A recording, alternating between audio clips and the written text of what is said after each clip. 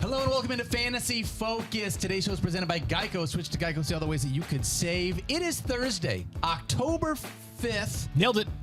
And I'm here with Field Yates. Field, how you doing, buddy? I'm doing great. We're on our two-person set. A little more intimate vibes over here. Yep. We got a big Thursday night football matchup, and I say that half seriously because it is a big matchup in the sense that it's the only NFL game on tonight, and we certainly live for these moments. But not exactly the most exciting Thursday night football. No, Bears and Commanders isn't really what I would choose if I wanted to have appointment viewing on Thursday night. But you know what? I'll take what I can get. That's right. It's football season, And did you know that we are in day 2 of a 50-day stretch with a football game of college or pro variety on every single night? Seriously? How awesome is that? Yeah. That is incredible. It is incredible. So we are in a great time to be alive right now. These are the moments that we live for. I'm here for this, buddy. All right, like Field said, we got a Thursday night football preview we're going to get into, plus our Week 5 preview part 1. We're going to dive into a bunch of the matchups that we're going to not really want to talk about on Friday. Well, we'll do the less intriguing ones today. Yes. That's actually a good. I was thinking about this a little bit longer. 50 straight days of football. Obviously, we're in the beginning portions of October. Do we think it's official that October is the best month of the year for sports? Ooh. There are other contenders for sure, but October you get pro and college football, you get playoff baseball, the start of the basketball and the hockey season. Yep. I mean, if you're into college basketball, you start to wet the beak a little bit there as well with some preseason run. It is definitely on the very short list for best month of the year for sports. I think you're right, Field. I guess March would also be in the mix, April, May, because you have all the playoffs taking place, the beginning of baseball. You've got the NFL draft. Yeah. Yeah, I still think October is where it's at, though. That feels like a poll question right there. I don't know if we can create a poll with 12 options. Make it a 2-option poll, actually, Jackson. Poll? Is October the best sports month? Yes or no? Yes or no? I think it is. I like it. I think it is, and it's sort of like the gift that keeps on giving because every day you get to wake up and watch another game the next day. There's something that's going on. And speaking of that, Field, you came in with a little gift that apparently someone had sent to you on the show. How about this? I went over to the ESPN Mail Center today, and I haven't been over there in a while. A minute, so I had to go drop something off there, and someone said, hey, there, we got something for you. Check out this little box. Maybe we can take this single shot right here, Brian, our director for the day. All right, for those that are listening, let's see. Check this out. So we take this off, and the sides fell off, and we have revealed Little Field. What is that? Check this out. I don't want to take him out of the case because I think it might be like a collector's item until you actually remove him from the case. But check this out. Little tiny Field. This is from a little suit and everything. Little People. It's the name of the brand is Little People Collectors. And as the box tells me, it's officially licensed by the NFL and the NFLPA. Shut up. So this is kind of cool. Yeah. I don't know exactly when this was sent. I apologize if this was sent months ago and I missed it. What, have you been busy? I've just been negligent to checking my mail apparently. But yeah, pretty cool. So we have some new art, some new decor for the studio. Dude, and look at that hair. That hair is on point too. I know the hair. I was going to say, like, the best part is the hair. The hair looks so good. Looks really good. The suit is nicely trim and tailor here. I'm all about it. So my daughter's going to love this. My dog will probably eat it, but my daughter will love this. Yeah, exactly. You have to keep it somewhere the dog can't get to. If you're listening to the show, though, definitely check out the YouTube stream just for today so you can see Field's Little People. Or in general, actually, you know what? Just subscribe to youtube.com/ESPN NFL. I think something happens when we get to 250K subscribers. Yeah. I don't know what that is, but I think something awesome happens. Again, you don't have to watch it on YouTube. If you're the kind of person that listens to this show when you're driving, on your commute in the morning, whatever the circumstances may be. If you're a podcaster, podcasters rule. Yes. If you're a person that likes to sit at home or at work, whatever, and watch the stream, also great. So if you watch on YouTube, subscribe to the podcast. Yep. If you listen to the podcast, subscribe on YouTube. YouTube.com/ESPN NFL. If we get to 250K subscribers, I don't know what we're going to do, but we're going to start to think about something awesome that we will do. I'm super into that. All right, Field, let's get into some of this football here. We got a Thursday night football game. Not a lot of big names. 25K. That's where we're at. We only need so 25K until something awesome happens. We can make that happen. Yep, let's do it. All right, Thursday night football game previews. Game previews. We've had a couple people asking for the game preview drop back. So I know. I missed that drop. Yeah. Let's talk about this. Bears at Commanders. Let's throw up a full screen of some of the players. A trivia, if you will, right? Consider playing tonight. Who do you think is the highest scoring player out of both these teams? I mean, you got to figure like Terry McLaurin, right? Maybe DJ Moore, Brian Robinson. Maybe Brian Robinson. Oh, no. It's Justin Fields. I mean, it tells you how much one good game can skew the data, right? And I know that Justin Fields really cratered in week 3 against the Chiefs, but Justin Fields actually has the most fantasy points of any player on either team playing in the game tonight. That is crazy. The great week 4. And then I know it was not pretty in weeks 1 or 2, but it was like 14.5 and then 14.4 points in back-to-back outings. Not what we saw last year from Justin Fields, but certainly like that's not Joe Burrow.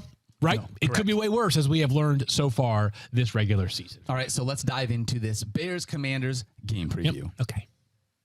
Brian? Game preview. There we go. It's back. All right. Sweet. All right, so we talked about Justin Fields yesterday. Yep. Field, you and I have maybe lower expectations based on where Mike is at because we've seen some different things this season.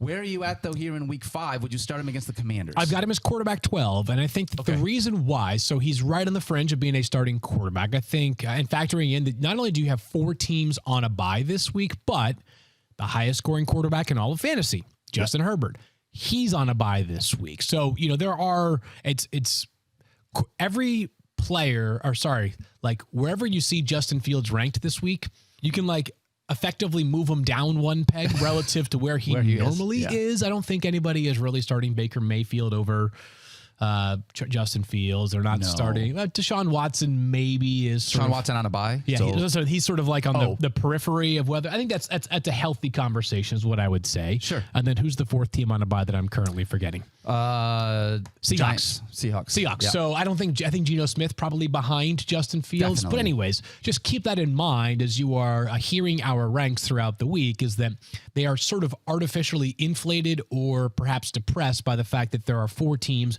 on a bye. So here's the good from Justin Fields last week is you hope that after one game, even a game that they lost, his confidence skyrockets. Mm-hmm. Moreover, they're not playing. This is not a game against the 49ers this weekend, right? This is a defense that is good, has plenty of talent up front, is the Commanders, but it's not a dominant, earth-shatteringly bad matchup for Justin Fields. No. Here's the reason why I'm nervous still, is that for the first 3 weeks, it looked really bad.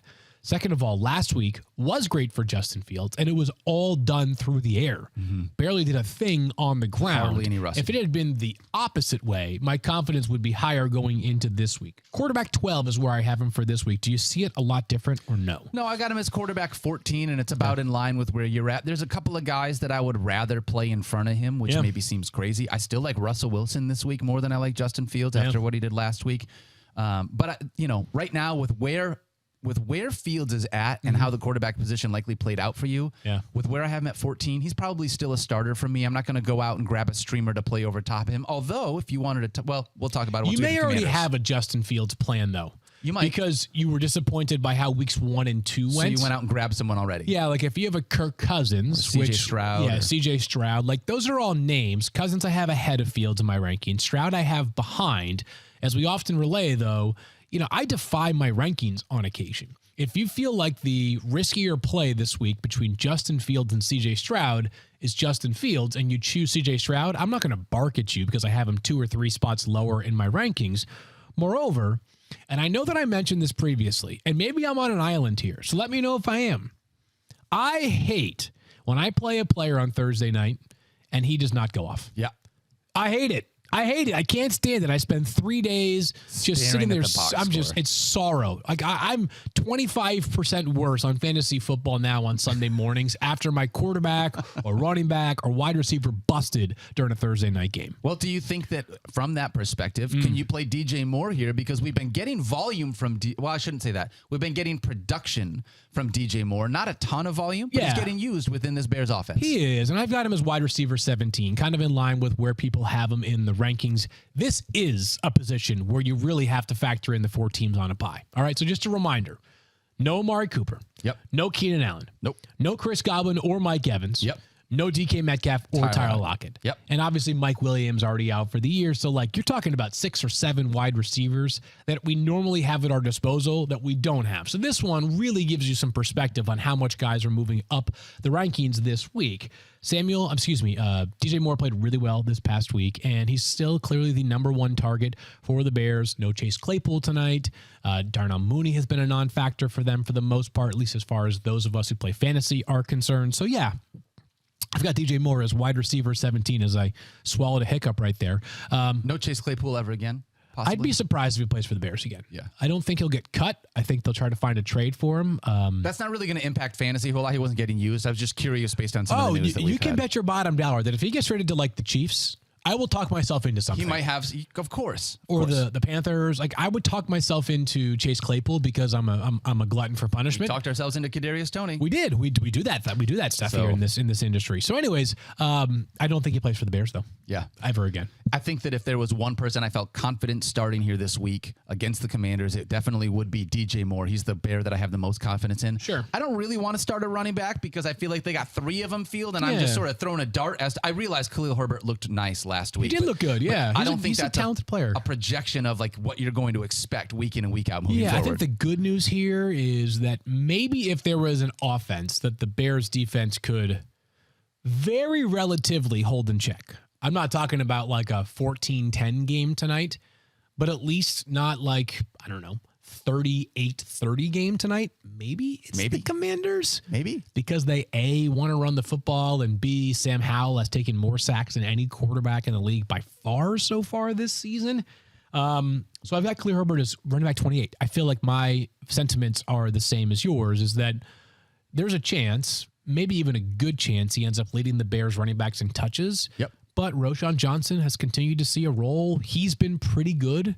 And I don't know that the touchdowns are that easy to come by right now for this Bears offense, which other than last week was really struggling to find the end zone. Yeah, you are totally right there. Let's talk about the Commanders because here's the thing. Yeah.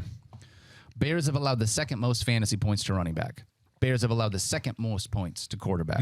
Other than that, Other than that, they're like, pretty okay on defense. So like when I'm looking at these Commanders, this isn't a team that you're like, wow, I feel really good about this situation. But Sam Howell, if you wanted to think about him as a potential streamer this week, the matchup at least lends itself to saying you could use him if you needed to. No doubt. I mean, last week, Russell Wilson, their Broncos offense was terrific. Yep. And Russ has been pretty good this year, actually. Like, I think Russ deserves some credit for how well he's played so far this season. Patrick Mahomes, who I know he's the best player on the planet, but Patrick Mahomes has had 1 Mahomes game this year and 3 not quite Mahomes games, right? I mean, the more first like week, auto games. I don't know. I was trying Close enough. You know what I'm saying? I do.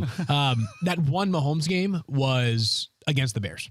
So they are definitely a generous matchup. Sam Howell will be streamed by a lot of people, including Adam Schefter against me in the War Room League. Really? Yes, he will be. All right. So if Sam Howell's playing against you, I'm done with those. Definitely okay. You know what? I'm done with those days. I've decided that, you know what, Daniel?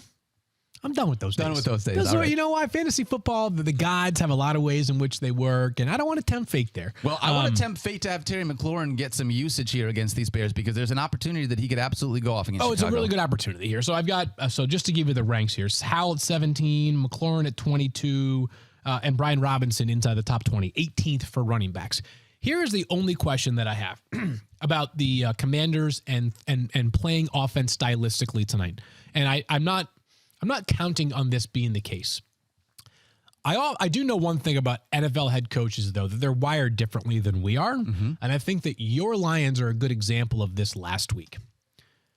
Could the Commanders get an early lead? And I'm not talking about a 28-0 lead. And then on a short week, coaches are saying, let's just grind this one out and move forward to the next.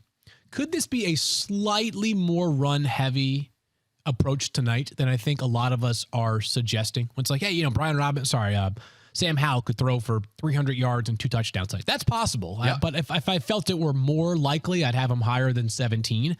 I just kind of feel like I know how NFL coaches work, Daniel, and I do think there's a chance that if it's like a 14-3 game at halftime, the Commanders might come out in the second half and be like, let's try to run for 16 straight plays and have a 12-minute drive, score a touchdown, and basically put this game on ice by the end of the third quarter. You can do that against this Bears run defense. As a reminder, I'm going to say it again, the second most fantasy points allowed to running backs through 4 games. So if there was an option here, I got Brian Robinson as running back 13. He's absolutely somebody that I think you can start here.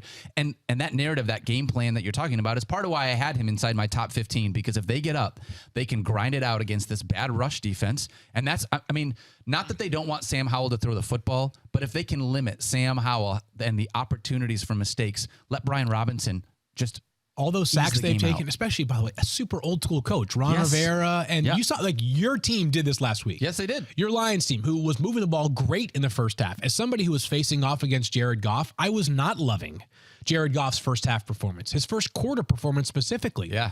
And then David Montgomery, coming off of a thigh injury, they had him questionable, had 33 carries. Yes. So I'm not saying that you can't play Sam Howell as a streaming option. You can, because the Bears defense is extremely generous. But I wouldn't be surprised if in the second half this game is moving by fast because the Commanders are just running the crap out of the ball. This is the kind of game that I'm going to watch on my iPad from Bedfield so that when I fall asleep, I don't feel bad about it. Yeah. Which side of this are you taking, though? I might not make it to the end of Thursday Night Football. I'm taking the Commanders tonight, Daniel. And I hope this game is competitive tonight.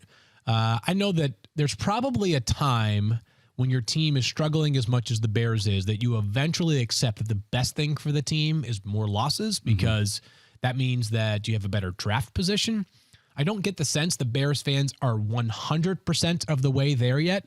So until they're at that point, I don't like seeing teams struggle out of the gates like this. It's a tough watch right now. So I hope this game is competitive. I got the Commanders, though, improving to 3-2 quietly. I am also taking the Commanders. And Field, I want to say basically echo everything that you said, which might sound weird. But as a Lions fan, I've lived what Bears fans are living right now. Yeah. I don't wish that on anyone. Yeah. Like, we invest ourselves into these teams. We give so much of our emotional energy to, like, being able to be excited. And you're so pumped about it. And you talk with your friends all day, every day, up until the season. And then the season gets here, and now you're 4 weeks into it, and the season feels like it's already over 4 weeks in. Nobody deserves that. As a fan of just football, Bears fans, I am with you. I don't care if I'm a Lions fan. You guys deserve to have a good team and to have someone that you can go out there and watch and have fun watching. So totally, I hope it gets better for these Bears fans. Yeah, because this you don't really want to go. Listen, you don't want to be 1-16, 0-17. No. Like, you just don't want that. There's just way too much. I mean, it's just embarrassing. Obviously, it can impact people's lives dramatically. So, I would like the Bears to have something to feel good about going forward. I don't know that happens tonight, though, against the Commanders. Yeah, I think I'm with you there. The Commanders' defense obviously is very, very appealing, and if you want to get ahead of the curve, and you could probably do this again tomorrow if the Bears offense continues to be as generous as it has been. But we've gotten to the point now where whoever the Bears play is a reasonable defense to stream. They play the Vikings next week.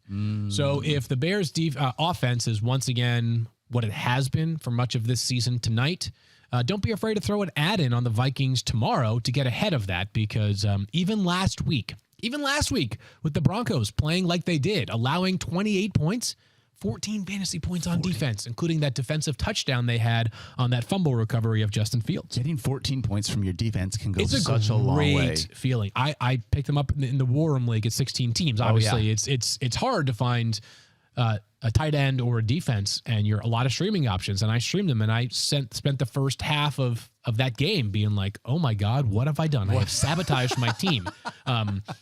That's not how it worked out. That's why you play a full 60 minutes. Fine, but it was very nerve-wracking there. The Bears found a way to help out that War Room squad, though. All right, Field, we're going to dive into our Week 5 preview, Part 1. But first, do you smell that?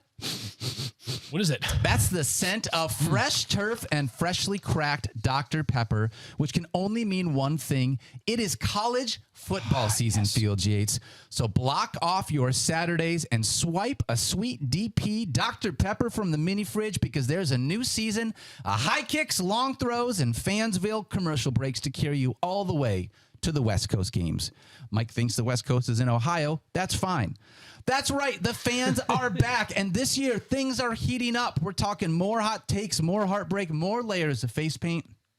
Get ready to drink in all the drama this season with the help of the most delicious college football tradition there is, Dr. Pepper, DP, the ones fans deserve. Geico asked, how would you love a chance to save some money on insurance? I would love it. Of course you would. And when it comes to great rates on insurance, Geico can help. Like with insurance for your car, truck, motorcycle, boat, and RV. Even help with homeowners or renters coverage. Plus, add an easy-to-use mobile app, available 24-hour roadside assistance, and more. And Geico is an easy choice. Switch today and see all the ways you can save. It's easy. Simply go to geico.com or contact your local agent today.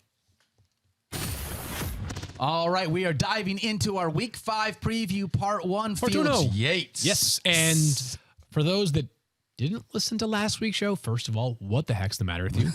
Second of all, just a refresher. So what we do is we pick the games that either are like a little less savory, like the week that the Chiefs and the Eagles play. Yes. We're not going to be talking about that one on Thursday. They also play on Monday night, but that's a different part of the equation. Conversation, yeah. But also, and then games where the injury question marks aren't as substantial because so much can take place between now. We haven't even gotten the Thursday afternoon injury reports.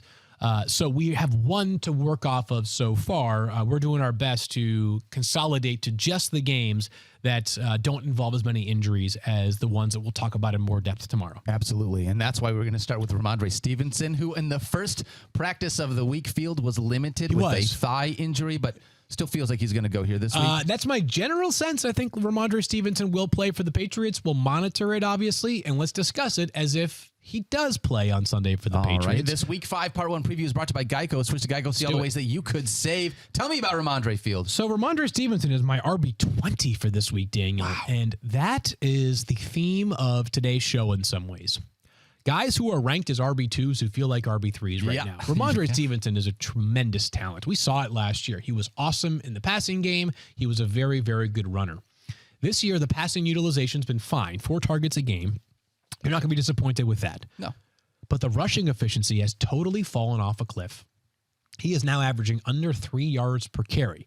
Patriots have had a lot of offensive line injuries that they have been managing early in the season, but I'm not so sure that this is going to get better offensive line-wise against the Saints defense that has kind of kept this team in it in recent weeks when the offense has fallen off a cliff since Derek Carr first got injured. So I've got our Rhamondre as RB20, but it's been a tough go for Rhamondre, a guy who I thought had one of the clearest paths to like a consistent fantasy role, a very safe player coming into the season. He has not been safe so far. So Patriots are 1-3. They just haven't looked very good. And everything that you're talking about, I totally get. He is running back 29 in fantasy points per game, but he's running back 8 in touches. I know. He's getting volume. And that's the thing that's so difficult when you're getting that kind of volume.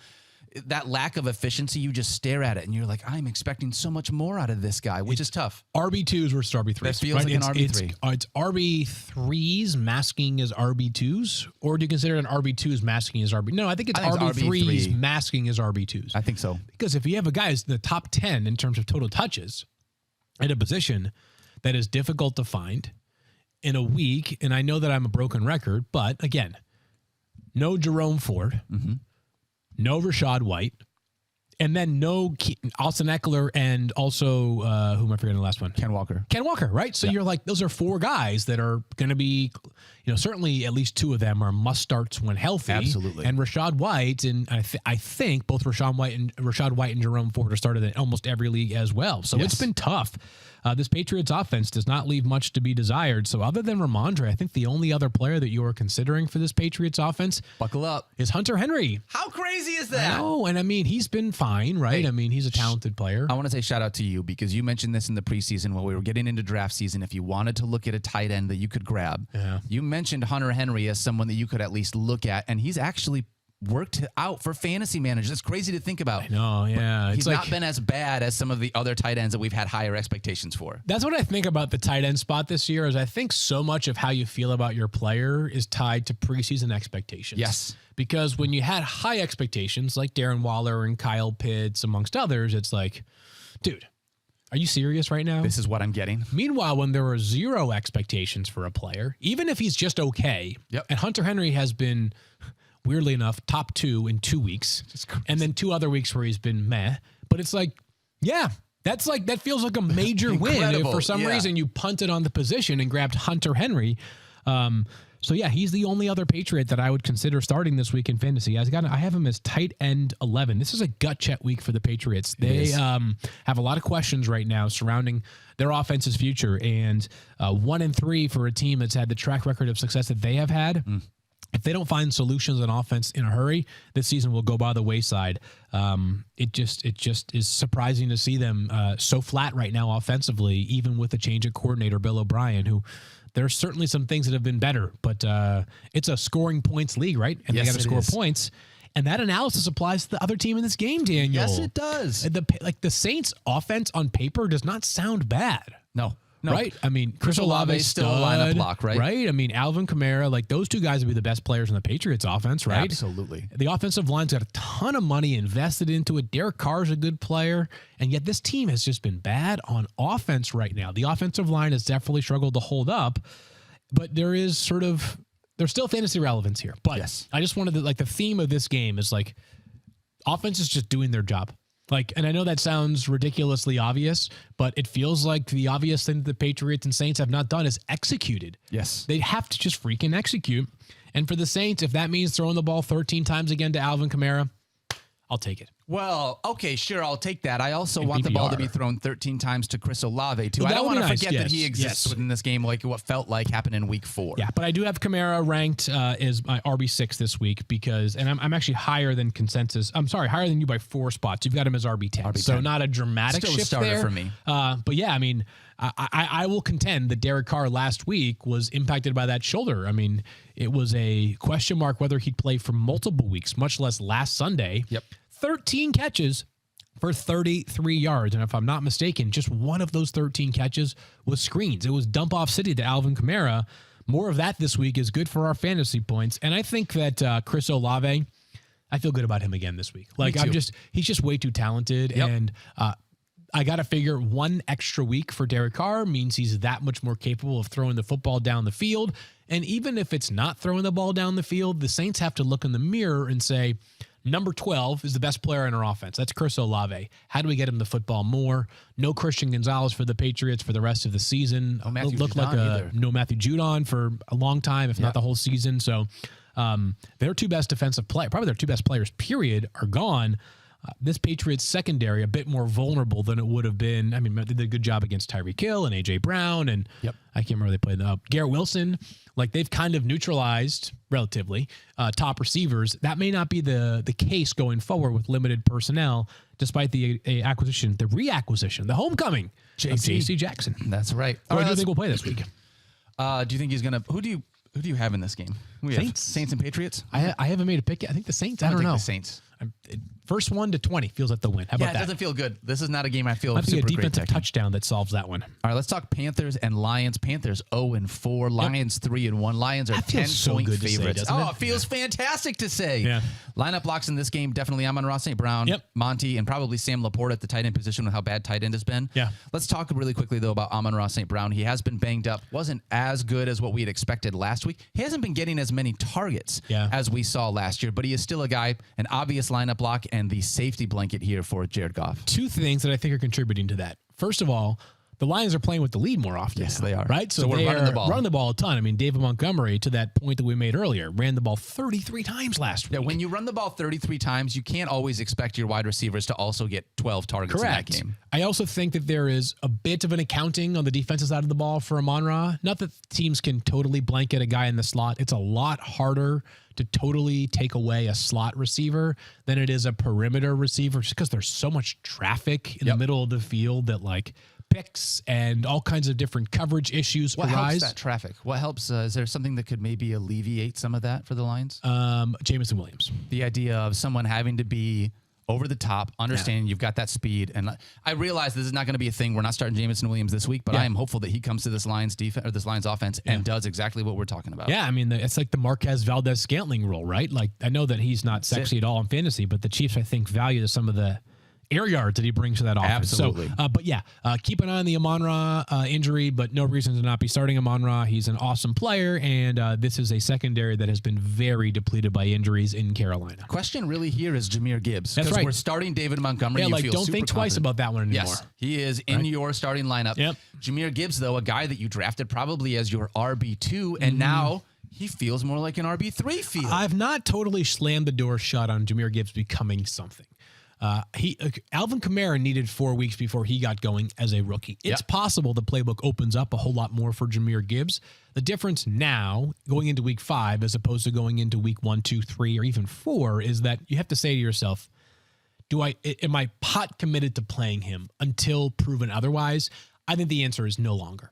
Like, you might well have somebody that could serviceably replace Jahmyr Gibbs in your lineup this week. maybe Isaiah Pacheco is your RB3, right? And he's way up higher than that. So I have him as RB26 right now, so not a lineup lock. And we just haven't seen enough. I mean, enough of either, right? Like good, not great passing game production. Okay, not great running game production from Jahmyr Gibbs. I don't think it is at all tied to talent. Also wouldn't surprise me if this is a game in which your Lions are up big. Yep. And David Montgomery, once again, is a very, very busy man. They are 10-point favorites, you said? 10-point favorites. 10-point favorites. So if this is a game that's, 27-10 in the third quarter, wouldn't stun me a bit. Call that Monty time. I love the idea of buying low. Check out the score report this week. The idea of buying low on Jahmyr Gibbs, because I think people are freaking out about the fact they used an early pick on him. And when you get to weeks 12, 13, 14, I think this Lions offense is going to be able to figure out how to use this kid a little bit more. He's not being used that different than what he was at Alabama. He wasn't a 25-touch guy at Alabama either. Yeah. Field like this. No, he was not. That's one of those things you can't come in with this expectation where it's like we think he's going to do all of these things. He's not Bijan Robinson. The Lions didn't draft him to be Bijan Robinson. Yeah. So. I think the part that's hard is I think the Lions were trying to tell us that he was something that right now he is not. He's not yet. Right? Because they have the 12th pick. They trade back, then they trade up to get him. Gibbs, right? Yep. So you're like, wow, they specifically targeted this player, and they spent all off season telling us how special he was.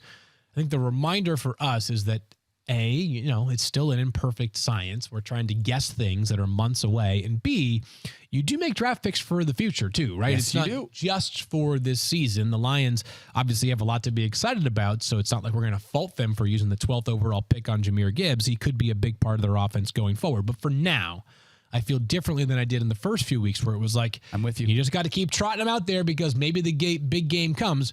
I think the big game could come, but until it does, he could, conceivably. It depends on your roster construction and with bye weeks, but it's not a total, to me, there are scenarios in which he is not in your starting lineup this week. I get that. Same with Miles Sanders, by the way. I was just going to say that the Lions, one of the things that the Lions defense is the best at is stopping the run. They've allowed the 6th fewest fantasy points to running backs so far this year. Yep.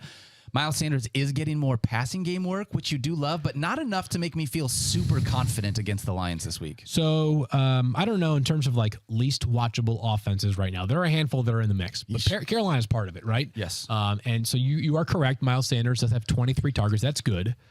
But besides that, it's very little redemptive qualities for this offense. He's getting a lot of carries.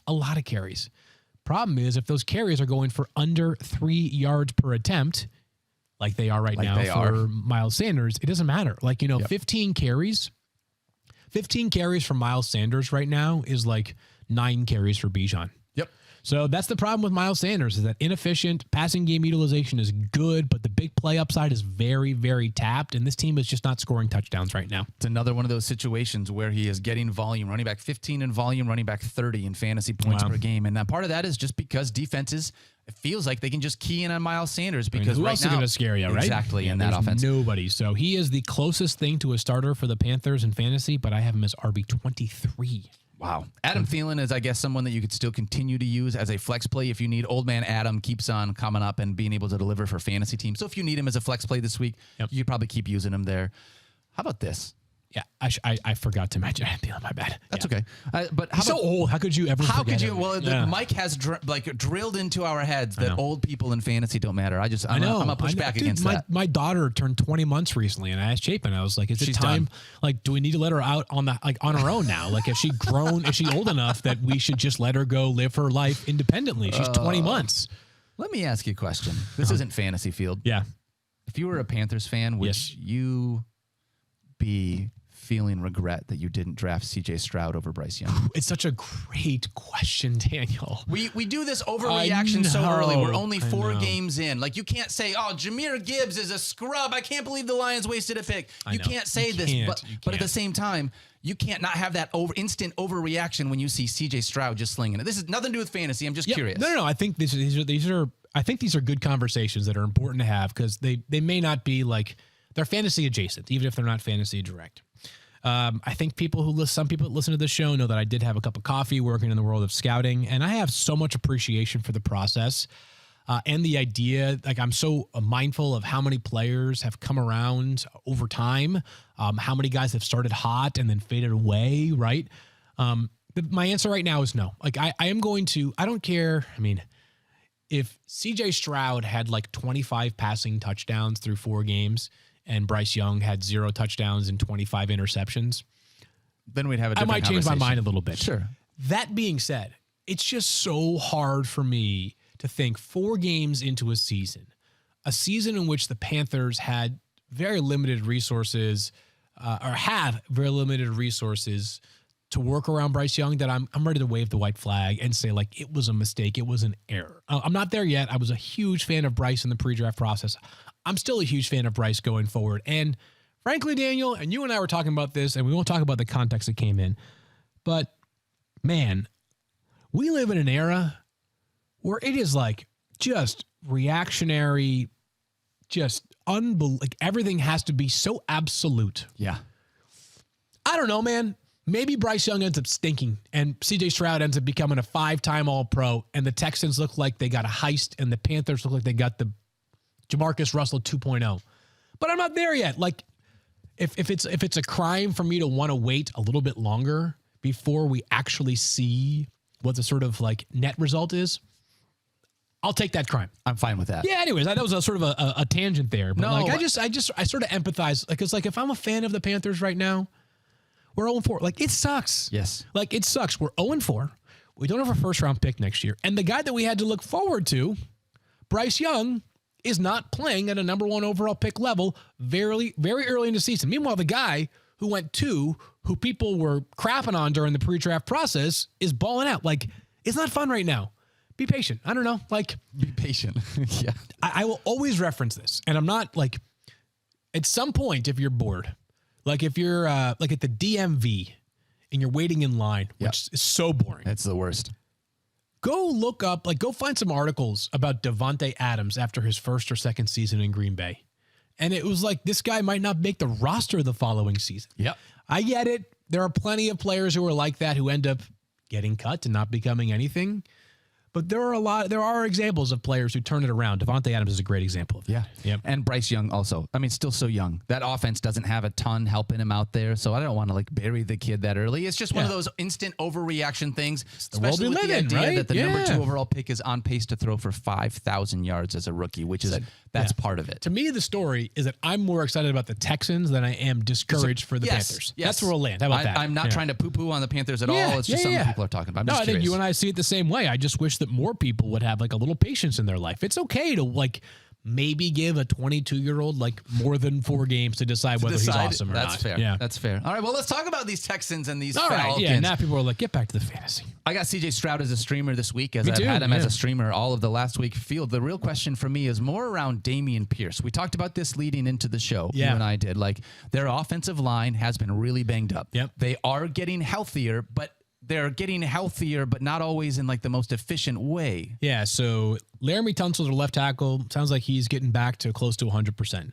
Titus Howard, the right tackle, he's off of IR. Sounds like he might move to guard because they've had so many players get shifted around because of injuries. They traded for Josh Jones, who is a left tackle for Arizona, who might now be the Texans' right tackle going forward. And then at center, they they have Juice Scruggs. Juice Scruggs is eligible to come off of IR. I don't believe he has yet. He's their 2nd-round pick. Meanwhile, Kendrick Green got placed on IR. Kenyon Green, their 1st-round pick last year, also been placed on IR. Sounds like both of those guys are going to miss the rest of this season. They are doing some miracle work right now in Houston. Is Charlie Heck still the offensive line coach? I'm sure some Texans fans. Heck if I know. His son, I believe, played for the Chiefs. So, yes. Does that mean that maybe better days are ahead? Like right now with Dameon Pierce, like you're playing behind a backup offensive line and your quarterback is out there slinging it. Is there a chance that you get more out of Dameon Pierce, or does this sort of feel like we're going to land with him as like a guy you hoped was going to be an RB2, but is probably an RB3? It might get a little better. It might get a little better, but not decidedly better. And stop me if you've heard this before on this exact podcast. Tons of volume, terrible efficiency. Yeah. And RB2 masking is an RB, whatever we decided it was. An RB3 masking is an RB2, right? I mean, under 3 yards per carry. He's a great player. Yeah, he is. He's super talented, but he just can't get any movement up front. And it's not his job to get the movement. It's the offensive line. And I don't blame them. Like, if you're on like your 6th, 7th, and 8th offensive linemen, given how bad offensive line play is around the NFL, I'm here to tell you, most teams, 6th, 7th, and 8th overall offensive linemen are not good enough to be starting. Texans are learning that reality right now, I'm a fan of Dameon Pierce, fan of what they're doing, but I've got him as RB25. I'll tell you what, the chemistry that comes along with 5 guys trying to pass block and run block, and then you just put one other person in there. Like, and I'm not an offensive lineman. We need Damian Woody in here for this. Yeah. Can we get him? But that chemistry is absolutely a thing that when you just replace one guy, all of a sudden things are different. I mean, you play as a unit. These offensive lines play as a unit. They know where everyone's going to be, and that's a big part of this. So I still love both of these wide receivers, though, this week, in spite of everything. Nico Collins was fantastic last week. I still think you can start Tank Dell as a flex this week. Trivia for you. Okay. This is a good one. Where do you think Nico Collins ranks in terms of catches of at least 20 yards this year? Boy, I don't know if it's high or low. I'm going to say he's 15th. Okay. Second. That's right, second. He's averaging 19.7 yards per catch. Only Justin Jefferson with 13 has more than Nico Collins 10. He's a big play waiting to happen right now. It's awesome. I love it. So I've got him inside my top 20. Again, probably a bit inflated because of all the players on bye. Sure. But I've got him as wide receiver 18. I have Tank Dell as wide receiver 30. Yep. 32 total targets for Nico Collins this year, 24 for Tank Dell. So he has the clear targets edge as well. But both players right there on the radar for this week. Very much so with the way the CJ Stroud is playing. Yeah, I love both of them there this week. I think the only one that kind of bums me out is old man Robert Woods. He's also getting volume in that offense, but he's just not as exciting as Nico Collins or Tank Dell. He's doing the dirty work, though. That's what it is. We've had a very dirty work podcast so far, talking about offensive line play and wide receivers blocking and, should you be patient on running backs? Shout out to Norm Macdonald. Rest in peace. One of the greatest. Dirty work. It's a great one, man. All right, let's talk about the Falcons. There's only one guy that I really care about on this Falcons teams, and it's Bijan Robinson Field. RB2 all the way around. Yep. He's the one thing that makes it worth watching. So start I love him. He's great. I hope for more.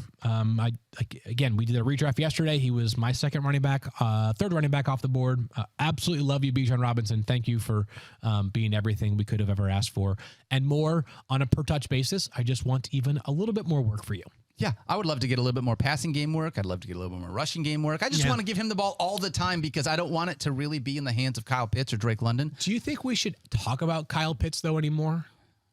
Truly, at some point, there are players that we don't talk about anymore because it's no, you're not starting them. Yeah. Right? We start that now. I'm not starting Kyle Pitts. I have dropped Kyle Pitts in 2 leagues. Yep. I have benched him in 6 other leagues. I haven't gone so far as to drop him, but there are definitely situations. I don't think I'm starting him anywhere here in week 5. I pulled him in every single league that I have. Yep. So at that point, he is a bench tight end for me, and I don't know when that's going to change until I start seeing different production. Got him as tight end 19. I have Jonnu Smith ranked ahead of him. Me too. Jonnu Smith, his teammate, of course, who has been very busy for the Falcons over the past 3 weeks specifically. So you know also I have ranked ahead of him? Basically every other tight end. I know. That's sort of where we're at. Tight end 19. You and I are way behind consensus. Consensus is tight end 13. Bunch of dummies. Here's the thing: there are some good metrics for Kyle Pitts. Over 5 targets per game is not great. It's good. Okay. 11 catches on 21 targets. It feels like the type of throws that Kyle Pitts is the intended target of are just too high variance for it to be consistent anymore. It's so frustrating. If you play in a dynasty league and he's available, I'd make a low ball offer right now. Absolutely. And what you're doing that for is for the hope. He's like the Trey Lance of tight ends. That maybe Trey Lance in 2 years is starting for somebody else. Oh. Not the Cowboys, but somebody else. And you're like, yeah, I could talk myself into an athletic freak. Maybe 2 years from now, Kyle Pitts is on a different team. That would be sweet. One that actually throws the football. What about Drake London? I'm not starting Drake London either. That's another situation. Right now in this Falcons offense, the only player I'm starting is Bijan because he's running. Desmond Ridder not throwing the ball enough. Correct. Quarterback 28 in pass attempts per game. They don't want to throw the football. So what's the upside for Drake London? I'll tell you what it is. I don't want to say accidentally. He luckily catches a ball that's in the painted area. Yeah. That's it. I mean, and he's not even playing in London like last week. Right. So the chances that the Falcons try to force feed him are lower. Are much lower. That's tough. Remember that week 1 Tyler Allegeir explosion? I do. And we were all like, oh, man, this might be able to be a 2-headed committee, and we're going to see a bunch of that. It doesn't really feel like that anymore. RB31 for me this week. So he's a good player. I just don't know that you can count on a player who needs probably between 14 and 18 carries because he's going to have a very, very small workload as a receiver and a touchdown to pay off. He's going to be one of those guys that will be sat on benches and he's going to have 2 vulture touchdowns from the goal line, and the people that did start him, like, you're going to be thrilled, and the people that didn't, you're going to be like, why the heck are we giving the ball to Tyler Allegeir? I wonder if there would be a single week, 1 week the entire season, Bijan Robinson finishes a top 10 running back, Kyle Pitts finishes a top 10 tight end, and Drake London finishes a top 20 wide receiver in the same week. Once the entire season. That'll be amazing. Be amazing. What happened once the entire season? All right, we're going to move on and talk one more game, Jets at Broncos, but first, Field, Yates. I got a quote that came in just now. Okay, read it to me. Is in it his like a first philosophy public quote? comments since June, Colts running back Jonathan Taylor, this is from Adam Schefter, told reporters, it feels really good to be healthy. The main goal was to be healthy and play football. That's it. Okay. Doesn't really give us a whole lot. Didn't take any shots at the Colts. Yep. I mean, I don't think that was a good idea for him to do that. That's he's saying the things that he needs to say, but I don't really know what that's going to mean for me as far as playing him on, like, here in week 5, here in week 6. I'm going to need to get some more and understand, like, what they plan on using him for. Okay, here's the silver lining for Jonathan Taylor and those who have him on their roster right now. You know, on Sunday mornings, Adam Schefter has not just injury reports, not even Sunday mornings. Saturday it night. starts at like Saturday at like 11:15. Start getting all and it these, goes at like 147, 229, 358. Does he like, schedule those tweets, or is he just awake all night long? He has told me in the past that he has like significant issues sleeping on Saturday night because of how like revved up he is for Sunday. Yeah. I don't know the answer. Is it like one of those Einstein, he gets like 15-minute naps in between like all of his things? But I bet on Sunday morning there will be multiple reports about Jonathan Taylor's sort of next steps. That's what I'm hoping for, because I do think it's too big of a story. And what he said right there, Daniel, stops short of the most important part. Yep. I'm going to play. I'm going to play on Sunday. So I still really believe that, and this is a little bit of like following Adam Schefter's lead, until he has a new deal or until he's traded, Jonathan Taylor is not a certainty to be on the field for the Colts or anybody else. Anyone. Yep. All right, let's talk last one. Jets at Broncos. These Broncos are bad, Field, on defense. They are. They are not good basically anywhere. And we got word from the coach that Breece Hall is not going to have a pitch count. It looks like they are going to let him go. What does that mean for you as a fantasy manager? Does that mean, hey, especially against this Broncos defense and on with 4 teams on a bye, I'm putting Breece Hall in my lineup and I am feeling good about it? So I play the worst team that I have right now. It's like it's a problem. Not a good team. Like I didn't think it was co-draft terrible. with Mike Clay? Is that what it was? Yeah, I did. Okay. It's a keeper salary cap league. Okay. And I went with the strategy of I've been sort of like mining for like very young players. I also felt very strongly about trying this out this year. Like inch deep, mile wide, like not like of the $200 budget I have, I think my most expensive player is like $21. Wow. Okay. Going young. Don't like that answer, Daniel. No? Don't like it at all is what I found. So I tried something different and I realized that I am not going to try that again. Breece Hall is my probably one of my better keepers. Obviously, very young. And got him cheaper because of the injury? Yep. I actually got him last year in this league. Oh, okay. That so I got him cheap. Okay. The core of my team right now is Anthony Richardson, and Calvin Ridley for $1, who I got last year as well. The team's not good though, so I'm not trying to brag here, people. No. Yep. Because of that team and how it's gone so far this year, what I'm fearful of is that Robert Saleh says like no more restrictions on Breece Hall. And then he goes from 15 opportunities on Sunday to 16. But more seriously, like for those that aren't me, that like if I were managing, giving advice to them is that like it's time now. Is that this Jets team? I really believe this. I truly 100% believe this. Yep. The Jets feel like a win on Sunday gets their season back on track. They got some momentum going, even in a loss against the Chiefs. Their quarterback has some confidence. And all of a sudden, the Jets feel like if they win on Sunday, the schedule softens up a bit. Maybe we can get back in this with a great defense and just competent quarterback play, more competent play from Zach Wilson.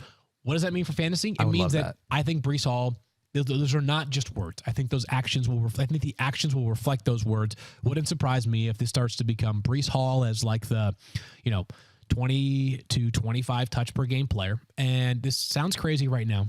Would not stun me if Dalvin Cook at some point is a healthy scratch. Wow. Not now, but if at some point he's a healthy scratch, wouldn't surprise me. If we get there. Wow. Yeah, Breece Hall's dominating the touches. Michael Carter's the third down back. He's the heart and soul of that team, too. Heart and soul, baby. Yeah. So, yes, I have Breece Hall inside my he's running back 24 for me. That was pre-solid comments. They might go up a couple spots, but not like I'm putting him like RB12 or something. But if there's ever a week for Breece Hall to mash, this is the week. This is the week because they play the Denver Broncos, who have given up 175.8 fantasy points to running back, the most in the NFL. Yep. I saw one more quote, by the way, from Jonathan Taylor. He was asked if he wants to be a Colt. His response, I'm here right now. Well, okay. Anyways, yeah. So let's go back to the Jets. Garrett Wilson. Those things are good, right? Hey, Field, let me ask you a real quick question. Okay. How many teams have given up more fantasy points to wide receivers than the Denver Broncos? 3.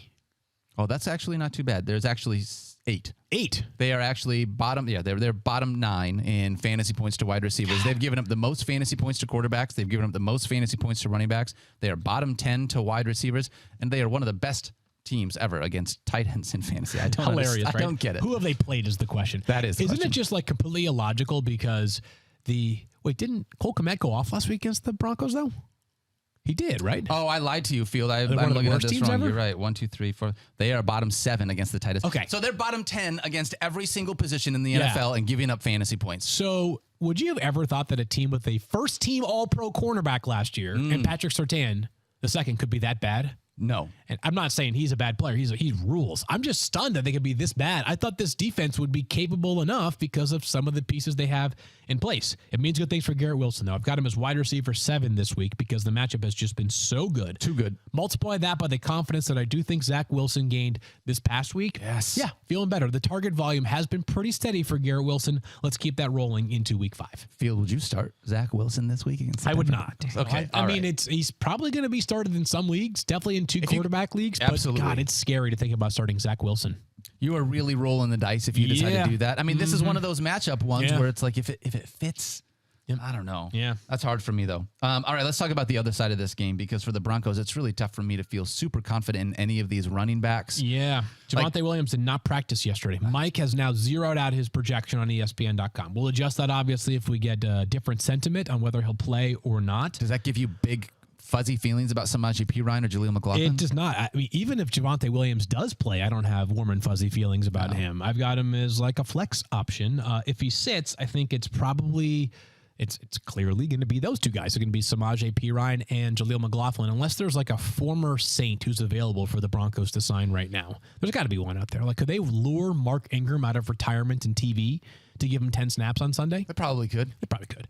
Those checks are nice. Yeah. Anyways, I just don't feel great about any Broncos running back because I think there's going to be either a 3-man split if Javonte plays, and if I had to choose if Javonte sits, give me Jaleel McLaughlin because the big play upside is legitimate and there.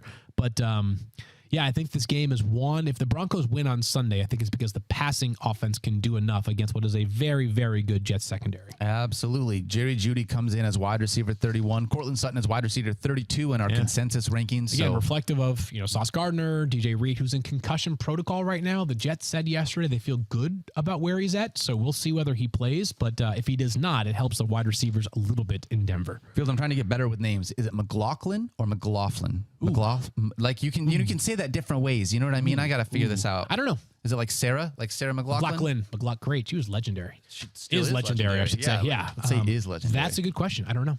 All right. I have to. I'll have to look it up. We'll have to fact check. You know what? I'm going to talk to Not Cool Keith. Not Cool Keith knows everyone's name pronunciations. He's like, well, it's actually McLaughlin. He grew up in the west side of Cleveland, and he went to high school with 3 other people. Keith knows everything about everybody. He really Keith does. Probably had McLaughlin, Flynn, Jaleel on several fantasy teams before we even knew who he was. He probably did. Yeah. All right, let's get into a couple of questions from the mailbag while we close this one out. Yeah.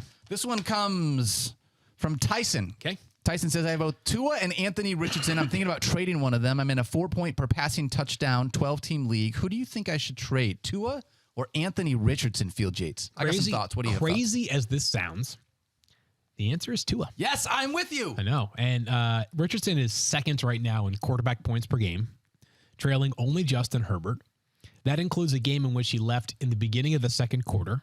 Now, he has missed a game, so there's a bit more like it's weird that in the context of a conversation involving Tua, we're saying the other quarterback appears a bit more injury prone right now because for some reason we spent all this time, we spent too much time this offseason discussing whether Tua can stay healthy. Like, too much time.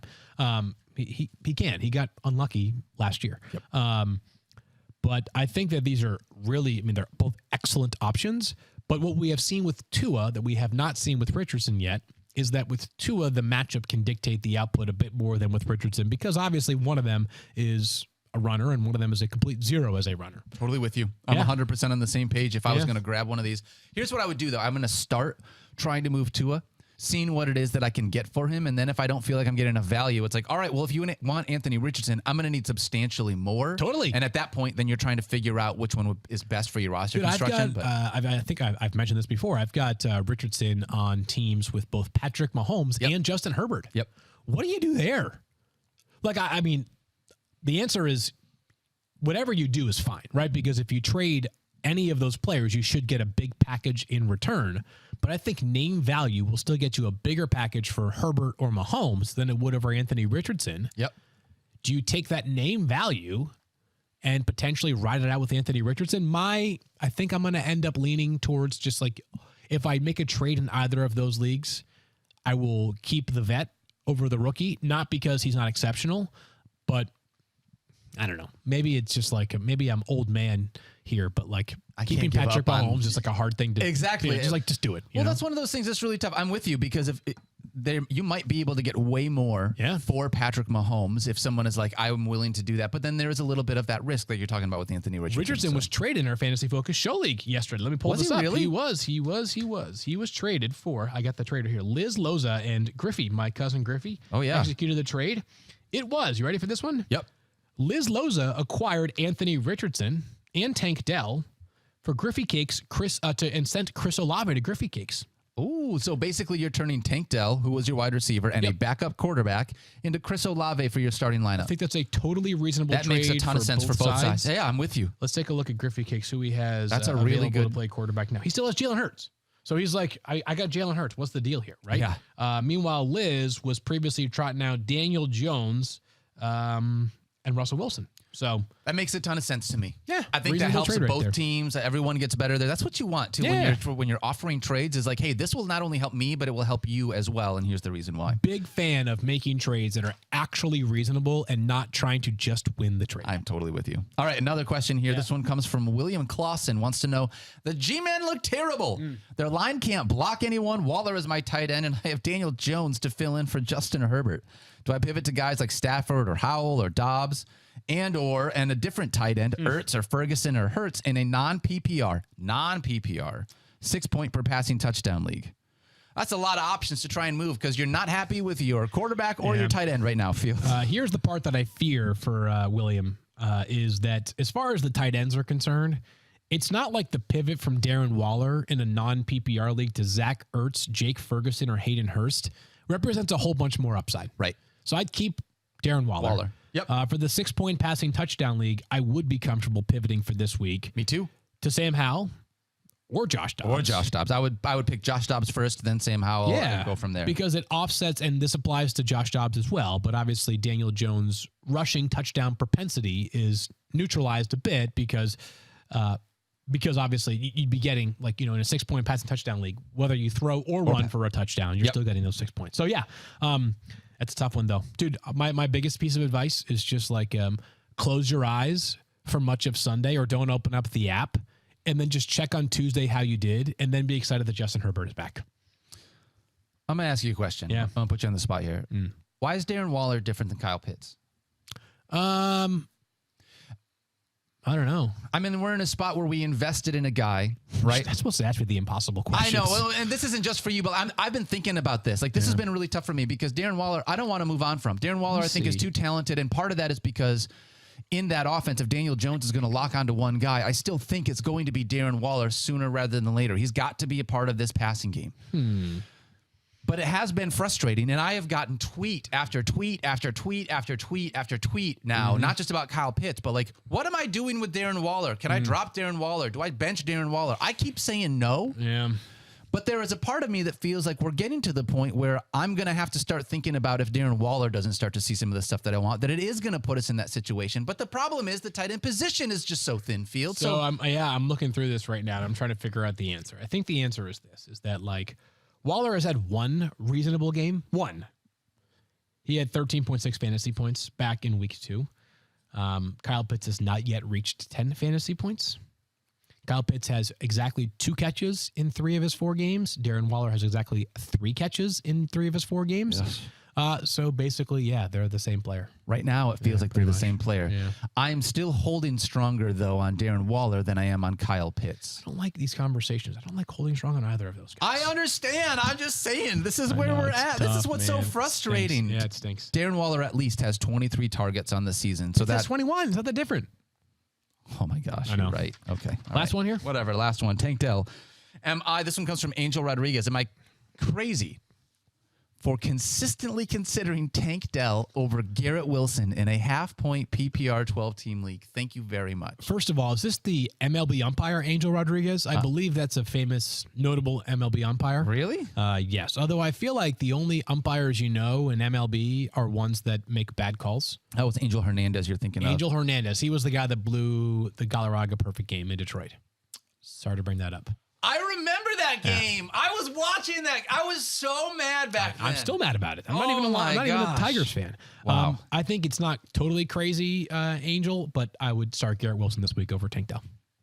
I would too. Yeah. Here's the thing. At this point, I still like Tank Dell. I want to find ways to get him into my lineup. Yeah. But I can't play him over Garrett Wilson. By the way, if you have Tank Dell over Garrett Wilson, like, you must have a really good number 1 wide receiver as well. Ooh, because who are you starting at your number 2 if you're like, I'm not going to start Tank Dell because it's between this guy and this guy? 12-team league, too? Yeah. I'm impressed. Puka Nacua, maybe? Yeah, that could be I'll tell you what, the people that have worked the waiver wire this year have been so rewarded with Puka and Kyron Williams and Anthony Richardson. So many guys that you could have just grabbed and have done amazing things for your team. Yep.